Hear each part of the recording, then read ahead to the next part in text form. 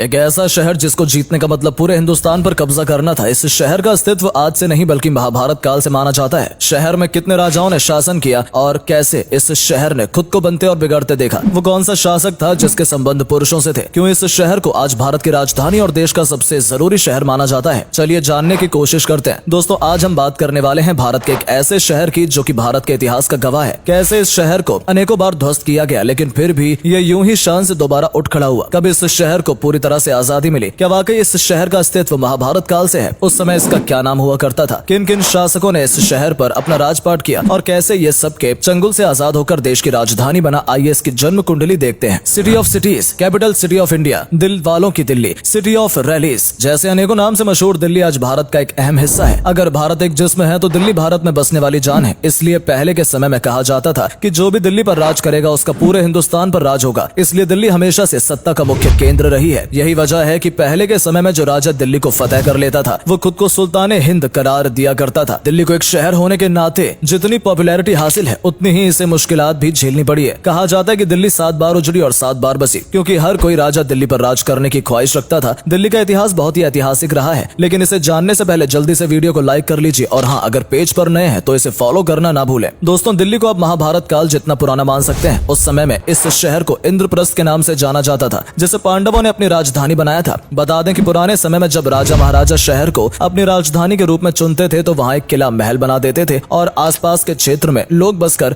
इसे संपूर्ण शहर करार दिया करते थे। और ऐसे हमें 7 राजधानी शहर देखने को मिलते हैं, जैसे लालकोट, दीपना, किला राय पिथौरा, फिरोजाबाद, जहांपना, तुगलकाबाद और शाहजहानाबाद। ये सभी उस वक्त राजधानी के तौर पर बसाए गए शहर हैं। दिल्ली पर 7वीं शताब्दी से लेकर 19वीं शताब्दी तक करीब 11 राजवंशों ने अपनी हुकूमत कायम की और दिल्ली को बसाने का श्रेय राजपूत शासकों को दिया जाता है। 736 ईस्वी में तोमर राजवंश ने सबसे पहले दिल्ली को अपने कब्जे में किया था और इस राजवंश के जो पहले राजा थे उनका नाम था अनंगपाल तोमर। इन्हीं की बदौलत आप दिल्ली का लाल फोर्ट देख पाते हैं और अनंगपाल तोमर ही वो शासक थे जो दिल्ली में आयरन पिलर सेंट्रल इंडियन को उदयगिरी से लेकर आए थे और ये पिलर आज कुतुब कॉम्प्लेक्स के अंदर भी मौजूद है। अनंगपाल तोमर द्वितीय के पोते पृथ्वीराज चौहान ने 1180 से लेकर 1192 तक अपनी हुकूमत कायम रखी। पृथ्वीराज चौहान का नाम इतिहास के सुनहरे पन्नों में दर्ज है। यही वो समझदार ताकतवर शासक थे जिन्होंने विदेशी ताकतों को दूसरे राजपूत राजाओं के साथ मिलकर भारत आने से रोका और तो और इन्होंने मुस्लिम ताकत के मंसूबों को बेबुनियाद कर दिया था और उन्हें भारत पर कब्जा करने से रोका। लेकिन 1200 ईस्वी के दौरान मोहम्मद गौरी जैसे सख्त मिजाज शासक ने सिंध और पंजाब पर कब्जा कर लिया और जब मोहम्मद गौरी दिल्ली की तरफ बढ़े तो पृथ्वीराज ने उन्हें रोक दिया और दोनों में बैटल ऑफ तारेन का युद्ध भी हुआ, जिसमें पृथ्वीराज ने जीत के झंडे फहराए। लेकिन मोहम्मद गौरी को मारने के बजाय उन्हें आजाद कर दिया गया। इसी मौके का फायदा उठाकर 1192 में मोहम्मद गौरी फिर से पृथ्वीराज से लड़ने मैदान में उतर आए और इस बार जीत मोहम्मद गौरी की हुई और 1206 में मोहम्मद गौरी ने अपने गुलाम कुतुबुद्दीन ऐबक को दिल्ली का कमान सौंप दी। कुतुबुद्दीन ऐबक के गुलाम होने की वजह से इस शासन काल को स्लेव डायनेस्टी का नाम दिया गया। लेकिन कुतुबुद्दीन के नर्म दिल और अच्छे व्यवहार ने लोगों का दिल जीत लिया और इसलिए कुतुबुद्दीन को लक्ष्य बख्श के नाम से नवाजा गया। कुतुबुद्दीन ने ही कुतुब मीनार 2.5 दिन का झोपड़ा बनाने का फैसला किया था, लेकिन 1210 में इनकी मृत्यु के बाद शमुद्दीन इल्तुतमिश ने कुतुब मीनार को पूरा करवाया। इल्तुतमिश के शासन काल में हालात काफी अच्छे रहे और चंगेज खान को भारत से दूर रखा गया। स्लेव डायनेस्टी की आखिरी शासक रजिया सुल्तान रही। रजिया सुल्तान को दिल्ली की पहली और आखिरी शासिका का खिताब दिया जाता है, जिन्होंने काफी समझदारी और सलाहियत से दिल्ली की कमान संभाली। लेकिन लोगों को एक महिला के हाथ में दिल्ली की कमान कुछ खास रास नहीं आई और जल्द ही रजिया से गद्दी छीन ली गई। इसके बाद जितने भी स्लेव डायनेस्टी के शासक आए वो कुछ कमाल न दिखा सके और 1290 के दौरान दिल्ली पर जलालुद्दीन खिलजी का परछामा पड़ा। जलालुद्दीन तो बहुत ही शांत किस्म के राजा साबित हुए, लेकिन इनके भतीजे और दामाद यानी अलाउद्दीन खिलजी ने 1296 में इनकी हत्या कर दिल्ली के सिंहासन पर कब्जा जमा लिया। अलाउद्दीन काफी कड़क स्वभाव और बेरहम किस्म का राजा माना जाता है, लेकिन पावर क्या होती है ये अलाउद्दीन खिलजी को देखने के बाद लोगों को समझ आई। अलाउद्दीन ने साउथ इंडिया के मदुराई तक और फिर वारंगल, मालवा, रणथंभौर, चित्तौड़गढ़ जैसे कई इलाकों पर अपने नाम का परचम लहरा दिया था। साथ ही दिल्ली में फ्री मार्केट पॉलिसी लाने के बाद तो दिल्ली में कारोबार की लहर से उठ गई। अलाउद्दीन खिलजी के बारे में कहा जाता है कि ये बाइसेक्सुअल थे जिनके अपने ही नौकर के साथ संबंध थे। हालांकि इस बात में कितनी सच्चाई है ये कहना बिल्कुल गलत होगा। अलाउद्दीन खिलजी की मौत के बाद कुतुबुद्दीन मुबारक शाह इस राजवंश का आखिरी शासक माना जाता है। बता दें कि इसे एक पागल शासक का टाइटल भी दिया जाता है, लेकिन क्यों यही सोच रहे हैं तो बताया जाता है मुबारक शाह जो अजीबोगरीब शौक की वजह से ही उन्हें नाम दिया गया था। ये अपने महल में कभी कभी बिना कपड़ों के ही घूमता था और दूसरे आदमियों को भी ऐसा करने के लिए कहता था। कभी कभी तो ये महिलाओं के कपड़े भी पहन लिया करता था और 1320 में मुबारक शाह की जगह इसके वजीर खुसरो खान ने ले ली और मुबारक शाह की मौत के पीछे भी इसी का हाथ बताया जाता है। इसकी मौत के बाद 1320 में तुगलक वंश को दिल्ली में पैर पसारने का मौका मिला और यहीं से तुगलक तुगलक वंश की शुरुआत हुई। इसके शासकों ने दिल्ली के लिए कई बेहतरीन कदम उठाए, दिल्ली को और शानदार बनाने के लिए कई काम किए। सब ठीक ही चल रहा था, लेकिन तभी इस राजवंश और दिल्ली पर मंगोलों का साया मंडराने लगा और तुगलक वंश इसे रोक पाने में असमर्थ रहे। मोहम्मद बिन तुगलक ने दिल्ली को छोड़कर अपनी राजधानी का दर्जा दौलताबाद को दिया। इसी को देखते हुए विदेशी ताकतों ने दिल्ली में घुसने की कोशिश की और 1398 में तैमूर लंग ने दिल्ली पर हमला बोल दिया और पेशई, अफगानिस्तान, मुल्तान जैसे राज्यों की तरह ही दिल्ली को अपना बनाने की साजिश रची। 15 दिनों तक दिल्ली में लूटपाट मचाने के बाद आखिर तैमूर लंग भारत से चला गया और दिल्ली को फिर से पहले जैसी कंडीशन में आने के लिए लंबा समय लगा। और फिर 1414 में तमीर लंग की मर्जी से ही दिल्ली की गद्दी खिजिर शाह के पास जा पहुंची। खिजिर शाह के बैठते ही दिल्ली के शासनकाल में सैयद राजवंश का नाम भी जुड़ गया, लेकिन यह राजवंश कुछ ज्यादा दमखम न दिखा सका, इसलिए इसे दिल्ली के सबसे कमजोर डायनेस्टी होने का दर्जा दिया गया। सैयद राजवंश के आखिरी वंशज को हराकर दिल्ली आ गई बहलूल खान लोदी के हाथ में, और इसके दूसरे शासक थे सिकंदर लोदी, जिन्होंने आगरा को स्थापित करने का काम शुरू किया था। इस राजवंश के कारण दिल्ली के आसपास के कई इलाकों को संवारा गया और इस डायनेस्टी से जुड़े लोगों की कब्रें लोदी गार्डन में मौजूद हैं। वहीं इस डायनेस्टी के आखिरी शासक थे इब्राहिम लोदी। इब्राहिम लोदी बहुत ही कच्चे कानों का था, वो किसी पर भी भरोसा कर किसी को भी मरवा दिया करता था। इसीलिए अलाउद्दीन और दौलत खान जैसे दरबारी गवर्नर्स ने बाबर को भारत आने का इन्विटेशन दिया। बस फिर क्या था, बाबर तो वैसे भी भारत पर निगाह गड़ाए बैठा था। जल्दी बाबर काबुल को छोड़कर भारत आ गया और 1526 में बाबर और इब्राहिम लोदी के बीच भयंकर युद्ध की चिंगारी सुलगी और इस युद्ध में जीत हुई बाबर की। इस जीत के बाद 1527 में बाबर ने राणा सांगा को और 1528 में चंदेल के राजाओं को भी हार का मजा चखाया। भले ही बाबर ने भारत पर हुकूमत करने के लिए अपनी जी जान लगा दी, लेकिन जल्द ही वो इस दुनिया से विदा हो गया और 1530 में इसकी मृत्यु के बाद हुमायूं ने दिल्ली की जिम्मेदारी अपने कंधों पर ले ली। लेकिन 1540 में दिल्ली सूर्यवंश के राजा शेर शाह सूरी के हाथों में आ गई और शेर शाह ने भारत को रुपए के बारे में बताया। लेकिन 1556 में हुमायूं ने फिर से भारत पर हमला बोल दिया और दूसरे पानीपत के युद्ध में हुमायूं ने जीत अपने नाम की। इसके बाद करीब 300 सालों तक मुगलों का काल रहा, जिसमें अकबर, जहांगीर, शाहजहां, औरंगजेब जैसे नाम शामिल हैं। और 1857 के रिबेलियन के बाद ब्रिटिश का राजपाट हुआ और 1558 में एलिजाबेथ को दिल्ली का एम्पायर घोषित किया गया। दिल्ली ने पहले भारत की राजधानी कोलकाता को बनाया, लेकिन फिर 1911 में दिल्ली को राजधानी का ताज पहनाया और फिर साल 1947 का दौर आया, जिसके बाद दिल्ली न किसी राजा की राजधानी रहा और न ही अंग्रेजों की, बल्कि एक आजाद केंद्र शासित प्रदेश बन गया। तो दोस्तों, आपको दिल्ली का ये इतिहास कैसा लगा कमेंट में जरूर बताएं। वीडियो को लाइक और दोस्तों के साथ शेयर करें, साथ ही पेज को फॉलो करना न भूलें। Bye bye and take care.